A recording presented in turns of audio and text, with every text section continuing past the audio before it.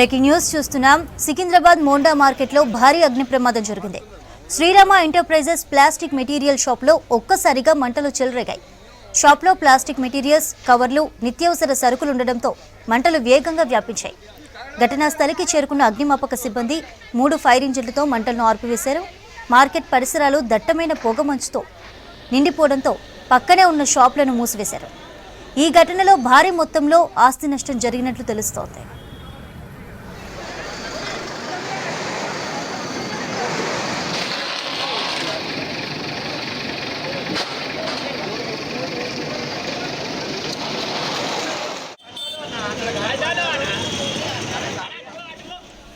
సికింద్రాబాద్ మోండా మార్కెట్లో భారీ అగ్ని ప్రమాదం జరిగింది. శ్రీరామ ఎంటర్ప్రైజెస్ ప్లాస్టిక్ మెటీరియల్ షాప్లో ఒక్కసారిగా మంటలు చెలరేగాయి. షాప్లో ప్లాస్టిక్ మెటీరియల్స్, కవర్లు, నిత్యావసర సరుకులు ఉండడంతో మంటలు వేగంగా వ్యాపించాయి. ఘటనా స్థలికి చేరుకున్న అగ్నిమాపక సిబ్బంది 3 ఫైర్ ఇంజిన్లతో మంటలను ఆర్పివేశారు. మార్కెట్ పరిసరాలు దట్టమైన పొగతో నిండిపోవడంతో పక్కనే ఉన్న షాపులను మూసివేశారు. ఈ ఘటనలో భారీ మొత్తంలో ఆస్తి నష్టం జరిగినట్లు తెలుస్తుంది.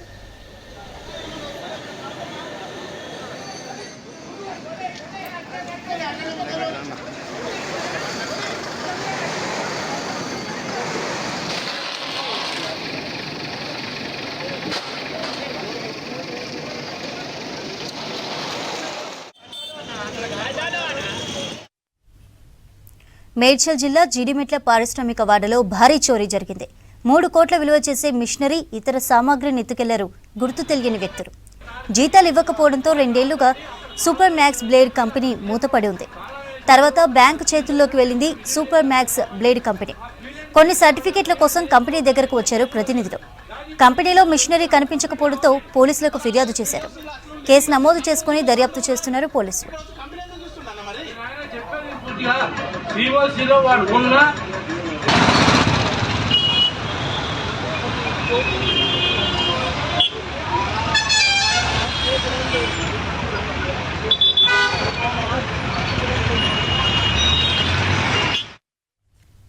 పుస్తక ప్రియులు, సాహిత్య అభిమానులు ఎదురుచూసే పుస్తకాల పండుగ హైదరాబాద్లోని దోమల్గూడ ఎన్టీఆర్ స్టేడియంలో ఘనంగా ప్రారంభమైంది.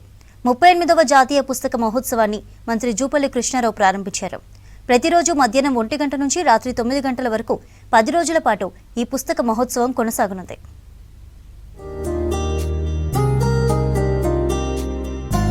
ఎన్టీఆర్ స్టేడియంలో 38వ బుక్ ఫెయిర్ లాంఛనంగా ప్రారంభమైంది.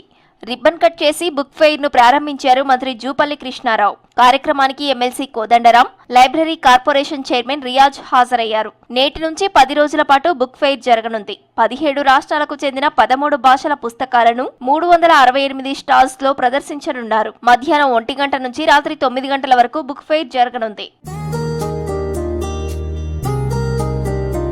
ప్రతి ఇంట్లో మంచి పుస్తకం ఉండాలన్నారు కల్చరల్ మినిస్టర్ జూపల్లి కృష్ణారావు. ఆనాటి వాతావరణం మళ్లీ రావాలంటే ఆనాటి పుస్తకాలు చదవాలన్నారు. గ్రంథాలయాల అభివృద్ధికి తాము ఏటా 1000 కోట్ల నిధులు విడుదల చేస్తున్నామన్నారు జూపల్లి.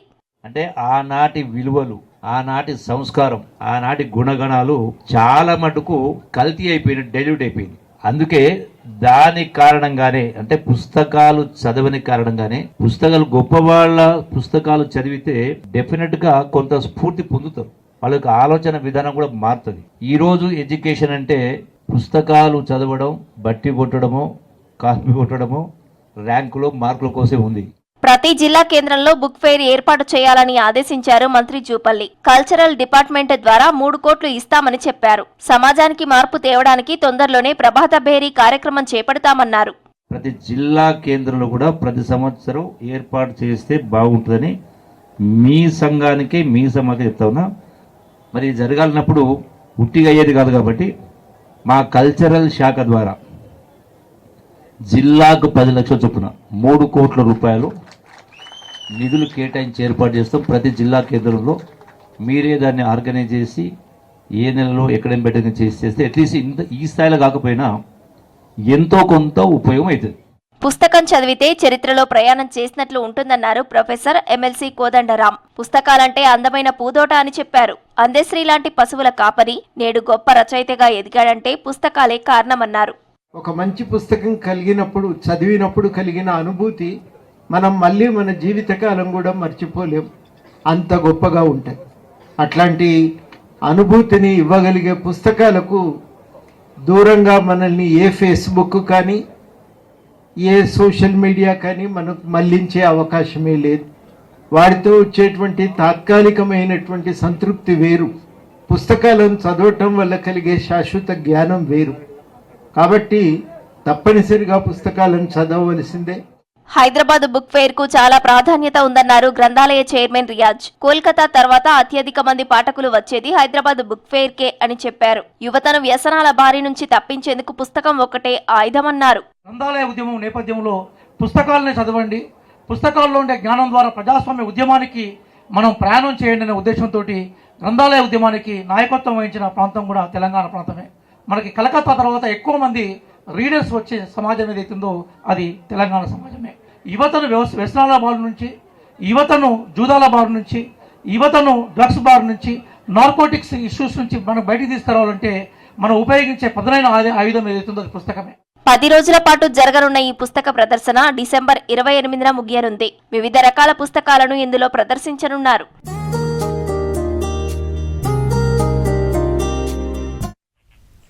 మావోయిస్టు పార్టీకి భారీ ఎదురు దెబ్బ తగిలింది. తెలంగాణ క్యాడర్కు చెందిన 41 మంది మావోయిస్టులు పార్టీని వీడి జనజీవన స్రవంతిలో కలిసిపోయారు. తెలంగాణ పోలీసుల ఎదుట లొంగిపోయారు. 41 మంది క్యాడర్లు ఒకేసారి లొంగిపోవడం ఆ పార్టీకి తీరని లోటు అంటున్నారు.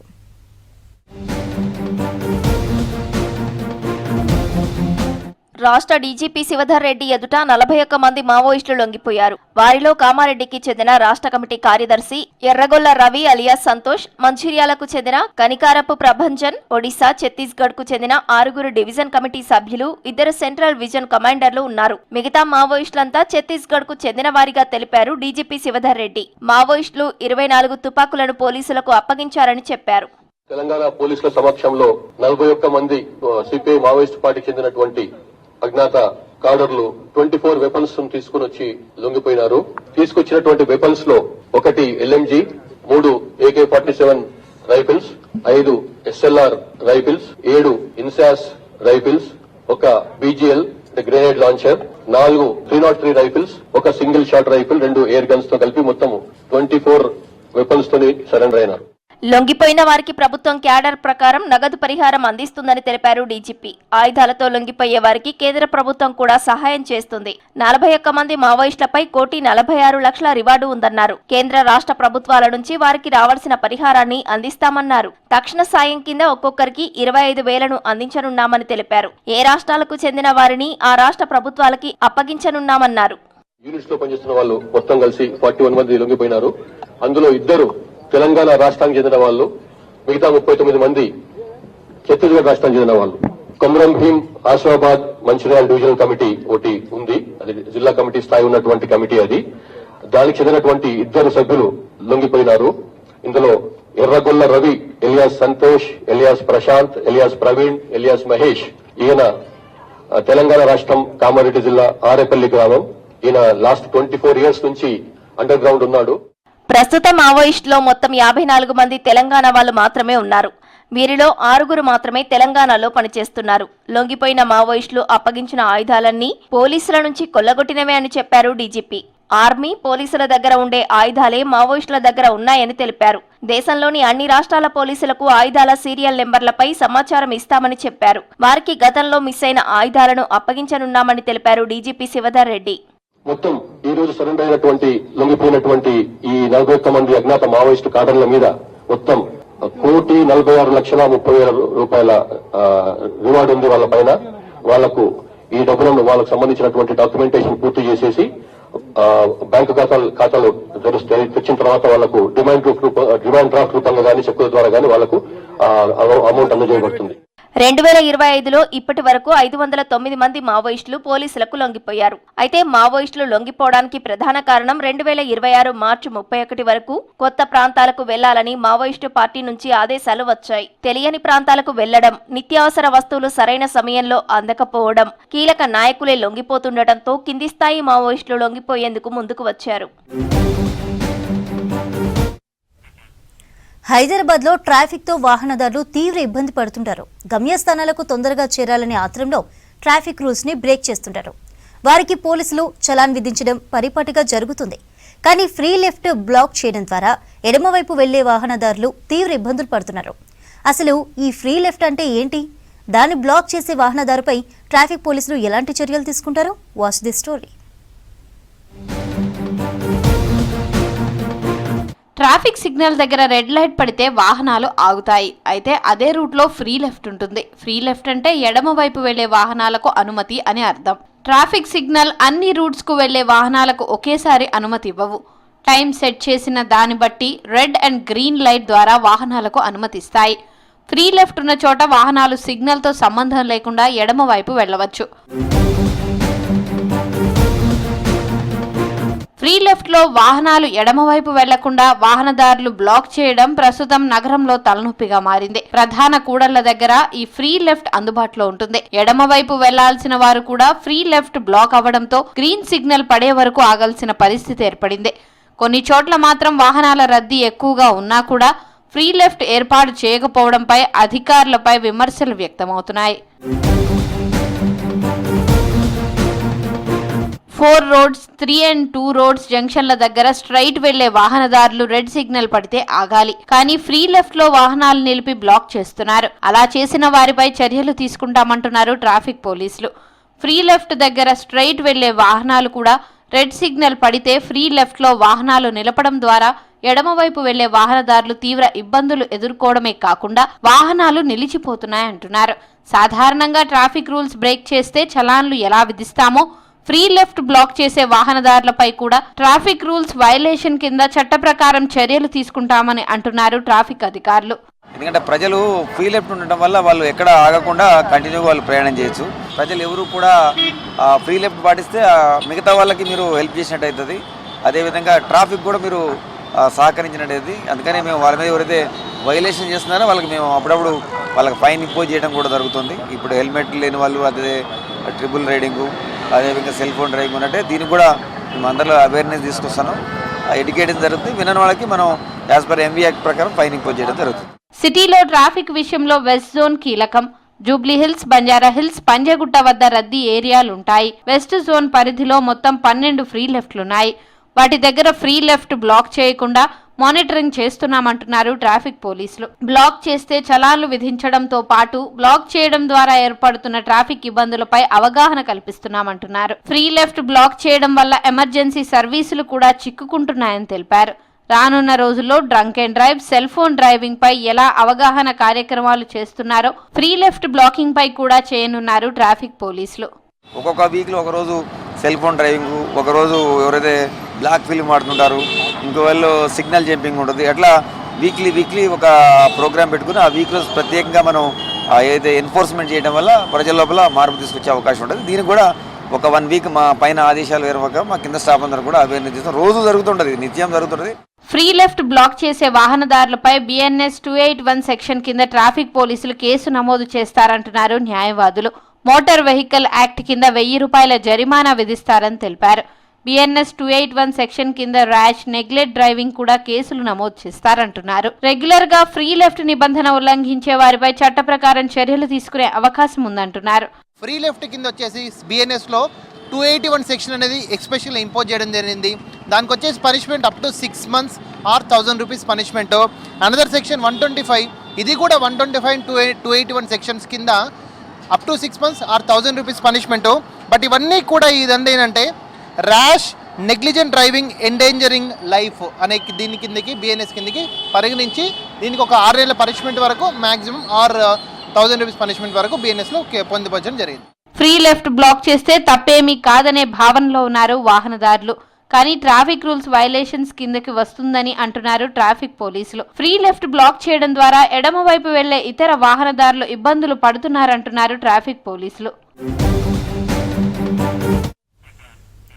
దేశవ్యాప్తంగా 53 కోట్ల కస్టమర్లకు స్టేట్ బ్యాంక్ ఆఫ్ ఇండియా సేవలు అందిస్తోందన్నారు SBI చైర్మన్ చల్లా శ్రీనివాసులు శెట్టి.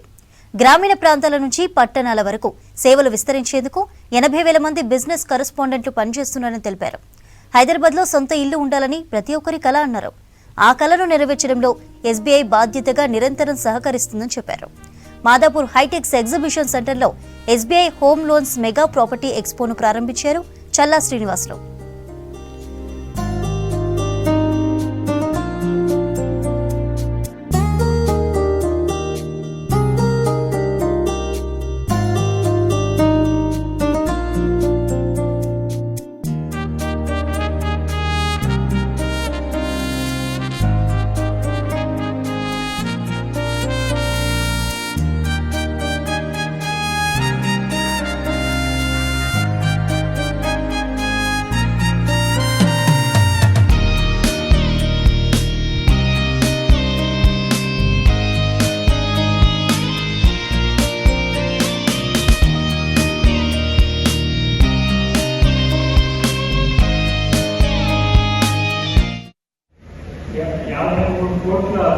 కస్టమర్ 23,000 బ్రాంచ్లు 45,000 ఏజెంట్స్ దాదాపు 85,000 మంది బిజినెస్ కరెస్పాండెంట్స్. ఇది స్టేట్ బ్యాంక్ ఆఫ్ ఇండియా స్థాయి. ఈ స్థాయిలో హోమ్ లోన్స్ బిల్డ్ చేయాలనే ఆలోచనలో ఉన్నాం. ప్రస్తుతం రియల్ ఎస్టేట్ పోర్ట్ఫోలియో మొత్తం హోమ్ లోన్స్ కానీ బిల్డర్ ఫైనాన్స్ అంతా కలిపి 9,20,000 కోట్ల పోర్ట్ఫోలియో బ్యాంక్ చేయాలి. హోమ్ లోన్ మాత్రమే ఒక బిజినెస్ అయితే దేశంలో టాప్ 10 బ్యాంక్స్ లో ఒక పోర్ట్ఫోలియో అన్నమాట. అంత పిలిచి పోర్ట్ఫోలియోని బిల్డ్ చేశాము. హోమ్ లోన్ పోర్ట్ఫోలియో దాదాపు 15 ఏళ్ల క్రితం 2014లో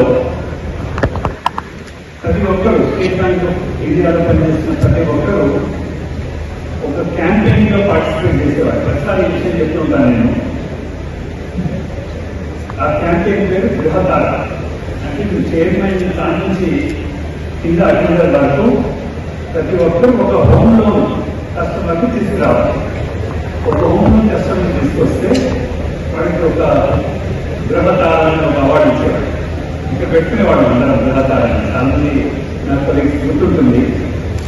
but today we are the shining star of home loan. I think the industry today, we build not only the portfolio, I think that the data associations members have mentioned, the SBI home loan stands for the credibility. A lot of people ask me, why do you take so much time to approach a bullet tire? But it's not really a tire. It is a stamp of approval, of confidence of our customers. When I talk about 9 lakh crore portfolio, more than 9 lakh crore portfolio of the real estate and home loan portfolio, you must also remember that every home loan is given by any bank in the country. Madhapur HITEX grounds లో international furniture expo నిర్వహించారు. ఇవాటి నుంచి 22 వరకు furniture expo ఉంటుందని తెలిపారు నిర్వాహకులు సతీష్. ఇంట్లోకి కావాల్సిన అన్ని రకాల ఫర్నిచర్, హోమ్ నీడ్ వస్తువులు అందుబాటులో ఉంటాయని చెప్పారు. నగరవాసులకి తమకి ఇష్టమైన ఫర్నిచర్ సెలెక్ట్ చేసుకోవడానికి ఇదే మంచి అవకాశం అని చెప్పారు సతీష్.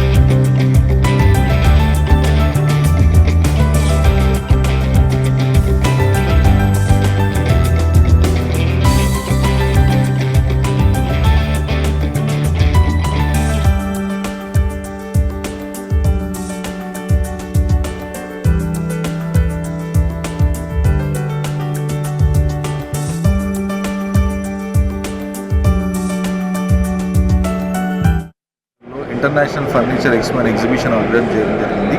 ఈ ఎగ్జిబిషన్ 4 days ఉంటుంది. డిసెంబర్ 19 నుంచి 22 వరకు. టైమింగ్స్ వచ్చేసి morning 10 AM to evening 8:30 PM. ఇక్కడ మీకు వేరే దేశాల నుంచి ఇంపోర్టెడ్ ఫర్నిచర్ డిస్ప్లేలో పెట్టడం జరిగింది. Plus not only imported furniture, మనకి ఇండియాలో మ్యానుఫ్యాక్చర్ అయిన ఫర్నిచర్ కూడా అవైలబుల్ ఉంది.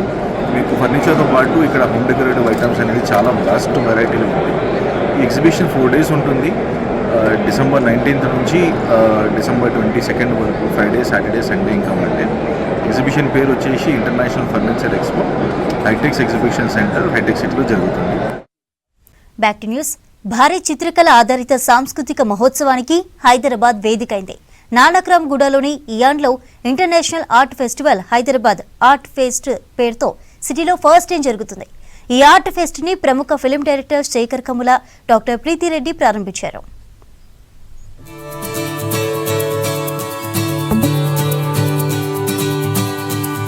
ఢిల్లీ ఇంటర్నేషనల్ ఆర్ట్ ఫెస్టివల్, ముంబైలో Kala Ghoda art festival, Bengaluru international art festival, ఇలా ప్రతి నగరం తనదైన ప్రత్యేక చిత్రకళా ఉత్సవాలకు పేరొందింది. ఏటా ఆయా నగరాల్లో జరిగే ఈ వార్షిక ఆర్ట్ ఫెస్టివల్ కు భారీ సంఖ్యలో సందర్శకులు హాజరవుతుంటారు. మరి ఆ నగరాలకు ఏ విధంగానూ తీసిపోని హైదరాబాద్ పేరు చెప్పగానే గుర్తొచ్చే కళా ఉత్సవం ఏది, ఎక్కడ అనేది ప్రతి కళాభిమాని మదిలో మెదిలే ప్రశ్న. అలాంటి ప్రశ్నలకు సమాధానమే సిటీలో ఫస్ట్ టైం జరుగుతున్న హైదరాబాద్ ఆర్ట్ ఫెస్ట్.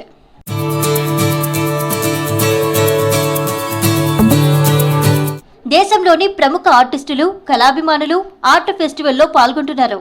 మాస్టర్ వర్కులు, సమకాలీన కళ, జానపద సంప్రదాయాలు, క్యూరేటెడ్ గ్యాలరీలు, వర్క్ షాప్లు, చర్చలు, సదస్సులు ఇందులో భాగం కానున్నాయి. 3 రోజుల పాటు జరిగే ఈ ఆర్ట్ ఫెస్టివల్ సందర్శకులకు విభిన్న రకాల అనుభూతిని అందిస్తుందంటున్నారు ఆర్గనైజర్లు. Spread of almost 200 art works of just great masters ఉన్నాయి. అది కాకుండా అప్కమింగ్ ఆర్టిస్టులవి 200 పైగా ఆర్ట్ వర్క్లు ఉన్నాయి. హైదరాబాద్ మన ఆర్టిస్టులు 35 మంది ఆర్ట్ వర్క్స్ ఉన్నాయి మన దగ్గర ఇక్కడ. And we have galleries from Delhi, Surat, Ahmedabad participating in the show. So it's a wide spread. వచ్చిన వాళ్ళు వర్క్షాప్స్ అటెండ్ అవ్వచ్చు, ప్యానల్ డిస్కషన్స్ అటెండ్ అవ్వచ్చు. బుక్ రిలీజ్ ఉంది. శంకర్ గారు అని ఇక్కడ లోకల్ ఆర్టిస్ట్, ఆయన was won international awards in cartoon caricatures and all of that. Supreme and very, very premium, one of its kind in Hyderabad, where you can see the entire Hyderabad, the Himayat Sagar Lake, the Usman Sagar Lake from the 50th floor. I don't think so today's apartments have this view anymore. So all the best to you, sir, and combining this with the Hyderabad arts is absolutely a great gesture. We need to entertain arts and try to motivate in our Hyderabad. నగరంతో పాటు దేశవ్యాప్తంగా 200 మందికి పైగా పేరొందిన కళాకారులు పాల్గొంటున్న ఈ art ఫెస్టివల్లో దాదాపు 600 చిత్రాలను ప్రదర్శిస్తున్నారు. ఇందులో ప్రధాన ఆకర్షణగా మాస్టర్స్ ఆఫ్ ఇండియా గ్యాలరీ నిలుస్తోంది. ఆధునిక భారతీయ చిత్రకళా దిగ్గజాలు ఎంఎఫ్ హుస్సేన్, హెచ్ఏ రజా, సతీష్ గుజ్రాల్ వంటి వారి అరుదైన ఛాయా చిత్రాలను ప్రదర్శిస్తున్నారు. దీంతో పాటు ప్రముఖ ఆర్టిస్టులు Rahul Gunjan silk wool, linen cotton, స్టీల్తో వేసిన ఆర్ట్స్, సీమా కోహ్లీ, అమిత్ అంబాలాల్, ప్రియాంక ఏలే, వినీత కరీంలకు చెందిన ఆర్ట్స్ ఆహుతుల్ని మంత్రముగ్ధుల్ని చేస్తున్నాయి. Looking for art in Mumbai and Delhi, why can't we bring such great artworks to Hyderabad as well? This was the vision, and for every great vision there needs to be a great support, and that support has shown up in the form of Navnami Group, Naveen Garu. So couldn't thank him enough. This is a great opportunity that he has given us, and we like to see more and more people come forward. Local artists అని చెప్పని అన్నారు కదా, so I just want to see their art work and all. I really loved the art. అంటే ఇప్పటి వరకు నేను I only saw half of what is being displayed here.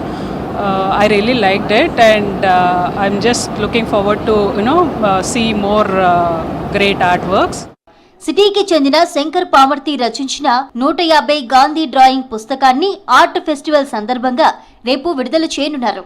దీంతో పాటు సీనియర్ ఆర్టిస్టులచే అప్కమింగ్ ఆర్టిస్టులకు ప్రెజెంటేషన్ సెషన్స్, వర్క్ షాప్స్ కూడా conduct చేస్తున్నారు. ఇక Keertanam a tribute to Telugu legends పేరుతో లెజెండరీ తెలుగు కళాకారుల చిత్రాలను ప్రదర్శిస్తున్నారు.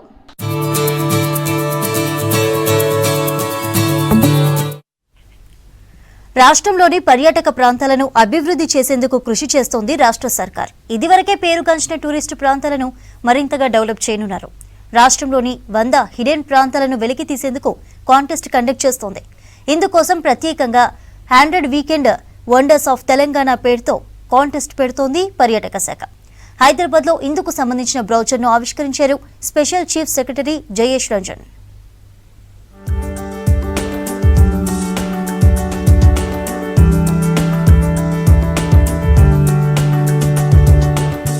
తెలంగాణలోని తెలియని అందాలను వెలికితీయడానికి ప్రయాణికులు, కంటెంట్ క్రియేటర్లకు పోటీలను నిర్వహిస్తోంది పర్యాటక శాఖ. హైదరాబాద్ బేగంపేటలోని టూరిజం ప్లాజాలో 100 వీకెండ్ వండర్స్ ఆఫ్ తెలంగాణ బ్రౌచర్ను ఆవిష్కరించారు special chief secretary Jayesh Ranjan. రాష్ట్రంలో తక్కువగా తెలిసిన, అరుదైన, తప్పక సందర్శించాల్సిన వీకెండ్ పర్యాటక గమ్యస్థానాలను ఫోటోలు, చిన్న వీడియోల రూపంలో చేయడానికి పోటీదారులను ఆహ్వానిస్తోంది టూరిజం శాఖ.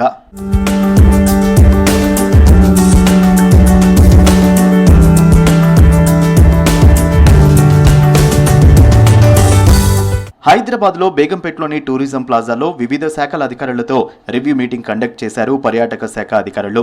గూగుల్ ఫామ్, ఇన్స్టాగ్రామ్లో TSTDC official page, X travel Telangana ద్వారా 3 ఫోటోలు 60 సెకండ్లకు మించకుండా వీడియో రీల్ చేసి పంపించాలన్నారు అధికారులు. ఆయా ప్రాంతాలకు సంబంధించిన లొకేషన్, చరిత్రను కూడా రాసి జనవరి 5వ తేదీలోపు పంపించాలని సూచించారు టూరిజం శాఖ ఎండీ క్రాంతి వల్లూరి. తెలంగాణ టూరిజం నుంచి 100 వీకెండ్ వండర్స్ అనే కాంటెస్ట్ టూరిజం డిపార్ట్మెంట్ నుంచి లాంచ్ చేయడం జరిగింది. ఈ కాంటెస్ట్ వెనుక ఉన్న ముఖ్య ఉద్దేశం ఏంటంటే తెలంగాణ రాష్ట్రంలో ఎన్నో పర్యాటక సంబంధమైన ప్రదేశాలు ఉన్నాయి. ప్రకృతి సంబంధించినవి, వారసత్వ సంపదకు సంబంధించినవి, జల వనరులు ఉన్నవి, ఆధ్యాత్మిక ప్రదేశాలు ఉన్నవి. దీంట్లో కొన్ని ఏవైతే ఆల్రెడీ ఫేమస్ ఉన్నాయో, డెవలప్ అయి ఉన్నాయో, అందరికీ తెలిసినవి ఉన్నాయి. బట్ ఇంకా చాలా పర్యాటక ప్రాంతాలు ప్రజలకు తెలియాల్సినవి ఎన్నో ఉన్నాయి. ప్రకృతి, వన్యప్రాణులు, కళా సంస్కృతి, వారసత్వ ప్రదేశాలు, జల వనరులు, వంటకాల అనుభవాలు, గ్రామీణ వ్యవసాయ పర్యటనలు, రిసార్టులు, ఆధ్యాత్మిక ప్రదేశాలు, అడ్వెంచర్ స్పాట్లు వంటి 10 విభాగాల్లో పోటీలు నిర్వహిస్తున్నామని తెలిపారు క్రాంతి వల్లూరి.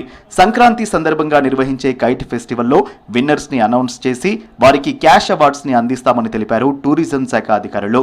ఫస్ట్ విన్నర్ కి 50,000 రూపాయలు, సెకండ్ ప్రైజ్ 30,000, థర్డ్ ప్రైజ్ 20,000 రూపాయల క్యాష్ అవార్డ్స్ అందిస్తామని తెలిపారు. ఒక కాంపిటీషన్ ఏర్పాటు చేసి వాటికి వాళ్ళందరికీ కూడా దాంట్లో విన్ అయిన వాళ్ళకు ప్రైజెస్ అనౌన్స్ చేయడం, కన్సలేషన్ ప్రైజెస్ కూడా మనం పెట్టడం జరిగింది.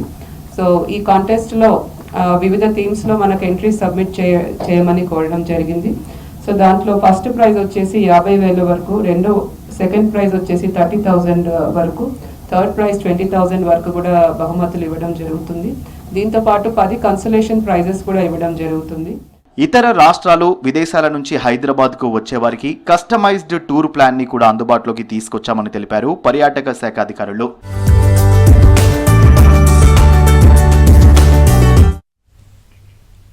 రాష్ట్రంలో చలిగాలుల తీవ్రత పెరిగింది. రానున్న 4-5 రోజులు ఉష్ణోగ్రతలు తగ్గుతాయని తెలిపింది వాతావరణ శాఖ.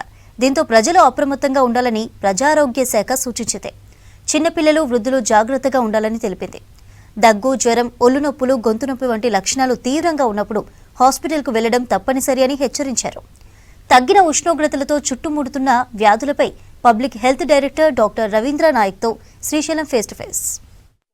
రాష్ట్రంలో చలిగాలుల ప్రభావంతో వ్యాధులు కూడా ముసురుకుంటున్నాయి. రోజు రోజుకి సంఖ్య పెరుగుతుంది. ఈ నేపథ్యంలోనే పబ్లిక్ హెల్త్ డైరెక్టరేట్ కూడా ఒక అడ్వైజరీని జారీ చేసింది. ఈ చలి తీవ్రత ఎక్కువ నేపథ్యంలో జాగ్రత్తలు తీసుకోవాలి. పిల్లలు, 65 ఏళ్ల పైన ఉన్నటువంటి వృద్ధులు కూడా జాగ్రత్తగా ఉండాలని సూచించింది. ప్రజెంట్ మనం డైరెక్టర్ ఆఫ్ పబ్లిక్ హెల్త్ ఆఫీస్లో ఉన్నాం. మనతో పాటు డైరెక్టర్ ఉన్నారు, ఆయన రవీంద్ర నాయక్ ఉన్నారు. ఆయన అడిగి మరిన్ని విషయాలు తెలుసుకున్నాం. సార్, ముందుగా ఈ సీజనల్ ఫ్లో అనేది స్టార్ట్ అయిపోయింది, చలిగాల్లో ప్రభావం కూడా ఎక్కువ ఉంది. ఈ నేపథ్యంలో మీరు ఇచ్చినటువంటి అడ్వైజరీ ఏంటి? సో ఏంటంటేనండి, ఇప్పుడు వర్షాకాలం అయిన తర్వాత మనకి చలికాలం వచ్చేస్తుంది. సో చలికాలంలో మనకి ఈ సీజనల్ ఫ్లూ అనే డిసీజ్ వచ్చే అవకాశం. సీజనల్ ఫ్లూలో మనకి జనరల్గా ఏంటంటే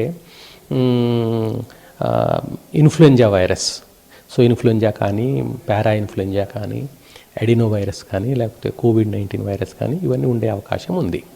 సో దీంట్లో ముఖ్యంగా ఈ వైరల్ ఇన్ఫెక్షన్ ఎప్పుడైతే సోకుతుందో ప్రజలకి ఎవరికైనా, సో ముఖ్యంగా క్లినికల్ ఫీచర్స్ కాఫ్ కానీ, దగ్గు కానీ, జలుబు కానీ, తర్వాత జ్వరం కానీ, తర్వాత బాడీ పెయిన్స్ కానీ ఉండే అవకాశం ఉంది. ఆ తర్వాత క్రానిక్ డిసీజెస్తో ఉన్న ఎవరైతే ఉన్నారో ప్రజలు, వాళ్ళు కొంచెం ఆచితూచి ఆలోచించి బయటికి వెళ్తే మంచిది. తర్వాత తగు జాగ్రత్తలు తీసుకోవాలి. శరీరాన్ని చక్కగా కప్పుకొని, తర్వాత బయట చలి తీవ్రతను మనం దృష్టిలో పెట్టుకొని మూవ్ చేయాల్సి ఉంటుంది ఇంటి నుంచి బయటికి రావడానికి. తర్వాత ముఖ్యంగా ఈ జాగ్రత్తలు మనం తీసుకొని ఆ తర్వాత కూడా ఒకవేళ కనుక సిమ్టమ్స్ ఎక్కువైపోయి హై గ్రేడ్ ఫీవర్ ఆర్ కొంచెం ఆల్టర్డ్ సెన్సోరియం, తర్వాత డిఫికల్టీ ఇన్ బ్రీదింగ్, మనం శ్వాస తీసుకునేటప్పుడు ఏమైనా ఇబ్బందులు ఉంటే నియరెస్ట్ హెల్త్ ఫెసిలిటీకి వెళ్ళి చూపించుకోవచ్చు.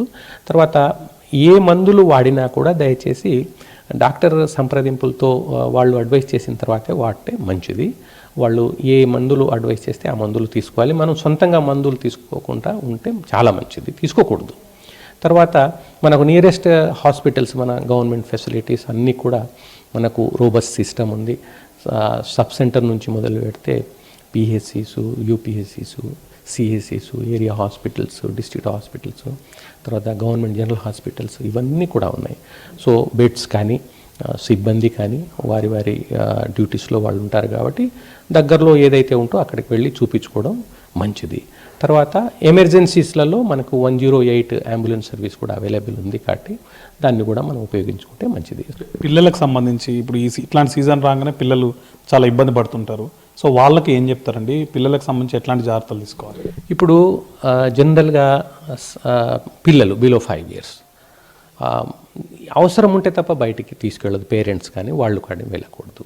తర్వాత వృద్ధులు మోర్ దెన్ 65 years ఉన్నవాళ్ళు, తర్వాత ప్రెగ్నెంట్ విమెన్ వారు కూడా జాగ్రత్తగా ఉండాలి. అత్యవసరమైన పరిస్థితి ఉంటే అది కూడా తగు జాగ్రత్తలు తీసుకొని మనం శరీరాన్ని చక్కగా కప్పుకొని, ఇప్పుడు ఎండ తీవ్రత ఉన్నప్పుడు మనం ఏ విధంగానైతే జాగ్రత్తలు తీసుకుంటామో చలి తీవ్రత ఉన్నప్పుడు కూడా బట్టలు కానీ లేకపోతే వేడినిచ్చే మన షాల్స్ కానీ లేకపోతే స్వెటర్స్ కానీ ఇట్లా చక్కగా, తర్వాత క్యాప్ కానీ గ్లౌస్ కానీ ఈ రోజుల్లో ఇక్కడ కూడా అంటే ఇంతకుముందు మనం చూస్తే గత కొన్ని సంవత్సరాల క్రితం చూస్తే ఇంత చలి తీవ్రత ఉండకపోయేది మన తెలంగాణలో. బట్ ఈ మధ్యన చూస్తే చలి తీవ్రత ఇక్కడ కూడా ఎక్కువగానే ఉంటుంది. కాబట్టి ఆ విధంగా మనం శరీరాన్ని చక్కగా కప్పుకొని తర్వాత అవసరం ఉంటే తప్ప బయటకు వెళ్లకుండా ఉండటం ఒకటి మంచిది. ఈ కోల్డ్ వేవ్కి సంబంధించి మీ సైడ్ నుంచి, డిపార్ట్మెంట్ సైడ్ నుంచి ఎట్లాంటి జాగ్రత్తలు తీసుకుంటారు? మీ హాస్పిటల్లో మందులకు సంబంధించి కానీ వైద్యులకు సంబంధించి సిబ్బందికి సంబంధించి ఎట్లాంటి అరేంజ్మెంట్ చేసుకున్నారు? ఎస్. సో ఇది మనకు ప్రతి సంవత్సరం ఒక సీజన్ తర్వాత ఒక సీజన్ వస్తుంది. ఆ సీజన్ ప్రకారం మనం తయారీ. సో మేము మన డిఎంఎన్హెచ్ఓస్కి ఆల్రెడీ గైడ్లైన్స్ ఇచ్చి ఉన్నాము ఈ సీజనల్ ఫ్లూ గురించి. తర్వాత అడ్వైజరీస్ కూడా మనం టైం టు టైం ఇస్తున్నాము. మన హాస్పిటల్లో పనిచేసే సిబ్బంది, తర్వాత సిబ్బందిలో అందరూ doctors, paramedical, nursing, supporting staff అందరు కూడా. ఆ తర్వాత మనకి డ్రగ్స్ కానివ్వండి, ఐవి ఫ్లూయిడ్స్ కానివ్వండి, తర్వాత సర్జికల్స్ కానివ్వండి, కన్జ్యూమబుల్స్ కానివ్వండి, అన్ని లెవెల్స్ ఆఫ్ హాస్పిటల్స్లో మనం సమకూర్చుకున్నాము. సో ఇబ్బంది ఏం లేకుండా చూసుకున్నాము. ఓకే. ఇదండి చూసారు కదా, ఈ కోల్డ్ వేవ్స్ అనేవి క్రమంగా పెరుగుతున్న నేపథ్యంలో ఈ వచ్చేటువంటి 4-5 రోజుల్లో 2 నుంచి 3 డిగ్రీల ఉష్ణోగ్రతలు పడిపోయే అవకాశం ఉంది. కాబట్టి పిల్లలైనా వృద్ధులైనా సాధారణ ప్రజలు ఎవరైనా కూడా జాగ్రత్తలు తప్పనిసరిని వచ్చేటువంటి ప్రమాదాన్ని ఎదుర్కొనేందుకు సిద్ధంగా ఉండాలి. అవసరమైతే తప్ప చిన్నపిల్లల్ని బయటకు తీసుకెళ్లొద్దు. మిగిలిన వాళ్ళు కూడా జాగ్రత్తగా ఉండాలని చెప్పి డిహెచ్ రవీంద్ర నాయక్ సూచిస్తున్నారు. కెమెరామెన్ అశోక్తో శ్రీశైలం, V6 న్యూస్, హైదరాబాద్. మేడ్చల్ జిల్లా సూరారం పోలీస్ స్టేషన్ పరిధిలో దొంగలు రెచ్చిపోయారు. వైన్ షాప్ గోడకు కన్నం పెట్టి ₹1,00,000 నగదు, 15 మద్యం బాటిళ్లు దొంగతనం చేశారు. చోరీకి సంబంధించిన విజువల్స్ సీసీ కెమెరాలో రికార్డ్ అయ్యాయి. వైన్స్ యజమాని పోలీసులకు ఫిర్యాదు చేశారు. ఘటనా స్థలికి చేరుకున్న పోలీసులు కేసు నమోదు చేసి దర్యాప్తు చేస్తున్నారు.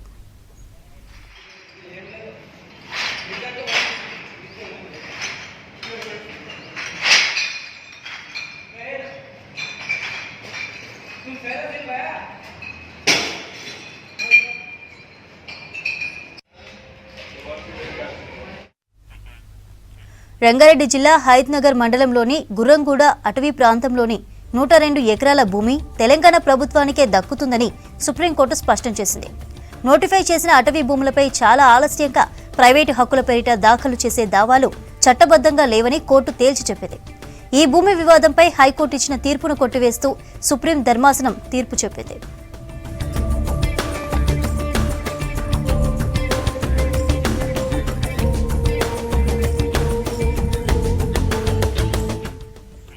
సిబ్బంది అనేక సంవత్సరాలుగా చేసిన నిరంతర కృషి వల్లే సుప్రీంకోర్టు కీలక తీర్పు ఇచ్చిందన్నారు చీఫ్ ఫారెస్ట్ అధికారి శరవరన్.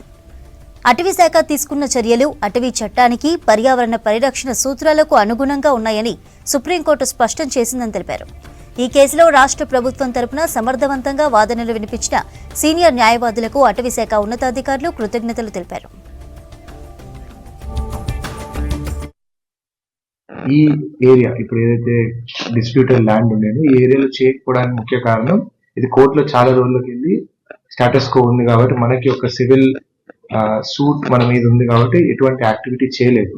బట్ ఇప్పుడు ఎప్పుడైతే కోర్టు మనకు క్లియర్గా మనదని తేల్చి మనకు చెప్పినప్పుడు దీని చుట్టూ కూడా ఇప్పుడు ప్రహారీ గోడ అలాగే ప్రాపర్ ప్రొటెక్షన్ స్ట్రక్చర్ నిర్మించడం ఉంది.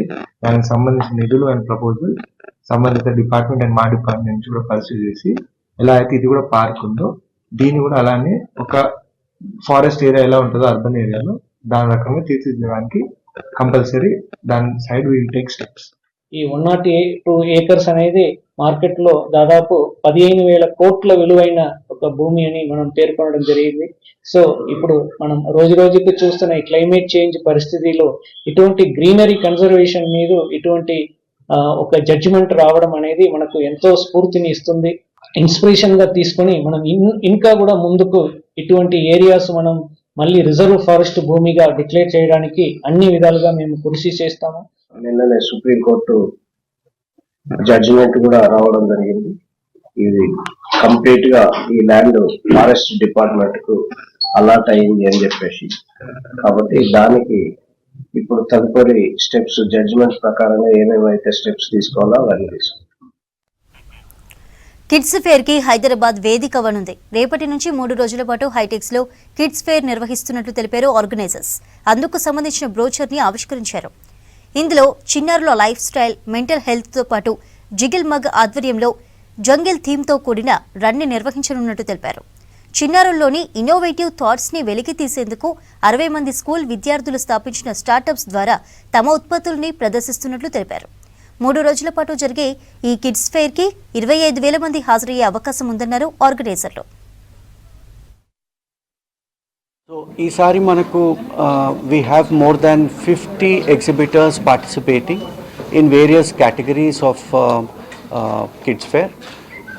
We have lot of educational schools providing education support to the children. Post school activities exhibitors unnaru. We also have lot of games, lot of activities spread across Hyderabad Kids Fair. More than 10 states nundi participation jarugutondi sir Hyderabad Kids Fair nunchi exhibitors.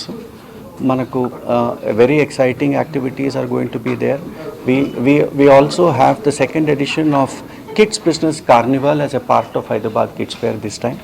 So more than 60 children are participating with the products made by them, ideated by them, made by them. They will be exposed to showcase their entrepreneurial activities to the public. So around 60 children will be participating over 2 days. Apart from Kids Business Carnival, isari memu Children Book of Records is also getting introduced into this edition of Hyderabad Kids Fair. Children Book of Records will note and record 4 activities which will be a part of Children Book of Records this time. So Children Book of Records and KBC Kids Business Carnival, lot of activities, lot of exhibitors. Fashion designers ప్రస్తుతం వీరికున్న డిమాండే వేరు. Cinema సెలబ్రిటీల నుంచి common people వరకు ప్రతి ఒక్కరూ ట్రెండీగా ఉండాలనుకునే వాళ్ళే. అందుకోసం designer wears ధరిస్తున్నారు. అందుకే మన దగ్గర ఫ్యాషన్ డిజైనర్స్కు ఫుల్ డిమాండ్ ఉంది. దీంతో రెగ్యులర్ డిగ్రీ కోర్సులను పక్కన పెట్టి తమకు నచ్చిన ఫ్యాషన్ డిజైనింగ్ కోర్సుల్లో జాయిన్ అవుతోంది నేటి యువత. దీంతో పాటు మోడలింగ్ వైపు కూడా వెళ్తున్నారు యువతీ యువకులు.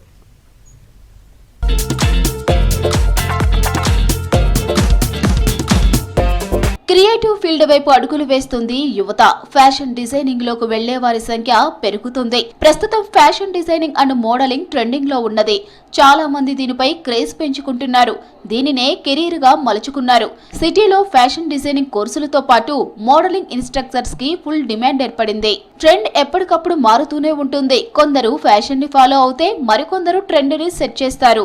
ముఖ్యంగా తాము వేసుకునే బట్టలపై ప్రతి ఒక్కరూ చాలా ఆసక్తి చూపిస్తూ ఉంటారు. నలుగురులో తామే బెస్ట్ గా కనిపించాలనుకుంటారు. దీంతో ఈ మధ్య కాలంలో ఫ్యాషన్ డిజైనింగ్ కు డిమాండ్ ఏర్పడింది. భారత్ లో ఫ్యాషన్ కు కేర్ ఆఫ్ అడ్రస్ అయిన ముంబైని వెనక్కి నెడుతోంది భాగ్యనగరం.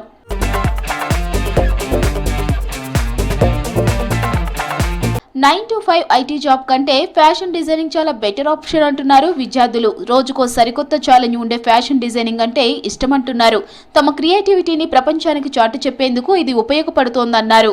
ఇతర కోర్సులతో పోలిస్తే ఒత్తిడి తక్కువగా ఉంటుందని, ఇష్టంతో వస్తే ఎంజాయ్ చేస్తూ నేర్చుకొని త్వరగా సెటిల్ అవ్వొచ్చంటున్నారు fashion design instructors. Like it was my passion to choose fashion because I am more into creativity from like my childhood. I was more into creativity. Even through lockdown, I thought that creativity is more important for me. So this is a career where I can like open up with everyone and open up with my ideas. What I have thought, I can bring it to reality. So that is the reason which I choose this career. I am like glad that we took in this college because this college is providing us the opportunity to like showcase our idea on the big platform. So I feel like I am very glad that I took admission in this college. In Hyderabad, it is rooted with the craft. I like one thing in Hyderabad is in South. If I say complete not Hyderabad, completely South, it has mixed with the craft actually. The way the people are wearing sarees, the handloom sarees, people are more. That's one thing which I like more is the people are more educated. People have, you know, either business class job. They are carrying their culture. I am very happy and I'm very excited for people to see in this industry. Our main goal to run this college is to always appreciate and educate designers and in creative fields. So this event will be held at Amaltas Fort. It's a lovely Rajwadi style set or a fort. I'm very excited to have people over here. The event will follow with impactful influencer award. Then we'll have a ghazal soulful ghazal night, and that will be the way we wrap it up the night. ఒకరి వద్ద పని చేయకుండా సొంతంగా పని చేసుకోవచ్చంటున్నారు fashion designing విద్యార్థులు. Fashion ఎప్పటికప్పుడు మారుతూనే ఉంటుందని, అందుకే ఈ ఫీల్డ్లో ఎప్పుడు లైఫ్ ఉంటుందన్నారు. ఒకప్పుడు అంతగా గుర్తింపు లేదని, ప్రస్తుతం ట్రెండ్గా మారిందని తెలిపారు. డిజైనర్ వేర్స్ ను గతంలో సెలబ్రిటీలు, హై క్లాస్ పీపుల్ మాత్రమే వాడేవారని, ఇప్పుడు ప్రతి ఒక్కరూ ఉపయోగిస్తున్నారని తెలిపారు students. I am like a creative person, want to create several different like creative ideas that I want. So I would like to portray my ideas and creativity into like my dresses. I love the career. Like as I said you, my mom was into this field and I was inspired by her and came into this field. Obviously there are, as you could see, that the fashion industry is growing a lot, like several different fashion shows that we see, designers, their collections. నా కలెక్షన్ని ఇన్స్పిరేషన్గా తీసుకుని నేను చేస్తున్నా. This is నా లైఫ్ని ఫ్యాషన్లో పెట్టాను and grow అవుతున్నా. Actually it's my childhood dream to do the fashion designing. Actually I really like to design the clothes and I really into a creativity field. Like mostly I like to do creative things at all. So yeah, I have doing the fashion designing course at the Lakhotia College of the Design. Yeah, thank you so much. This is I really like that field, the fashion designing, and yeah, it's good. To show as I am launching my design, like I'm launching my own brand. It's our story based on, so I'll just start up something new and like on a big stage as I'm getting opportunity from Lakhotia College that I can stand like on this big huge stage. My aim is to become fashion designer. My goal is to become fashion designer. We chose fashion designing course. We are expressing our fashion through Love India because fashion designing has more scope. సిటీలోని fashion designing కాలేజీలలో 6 నెలల నుంచి 3 ఏళ్ల కోర్సులను offer చేస్తున్నాయి. Modelling ని career గా ఎంచుకున్న వారికి ర్యాంప్ షోలు, కమర్షియల్ యాడ్స్ తో పాటు సినిమా అవకాశాలు కూడా వస్తాయంటున్నారు ఇన్స్ట్రక్టర్స్.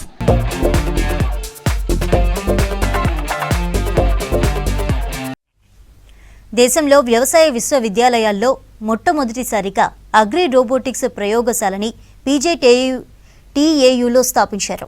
ఎస్బీఐ ఫౌండేషన్ ఆర్థిక సహకారంతో పీజేటీఏయూలో తొలి దశ అగ్రి రోబోటిక్స్ ప్రయోగశాలను ఎస్బీఐ చైర్మన్ చల్లా శ్రీనివాసులు శెట్టి, పీజేటీఏయూ వీసీ అల్దాస్ జానయ్యతో కలిసి ప్రారంభించారు.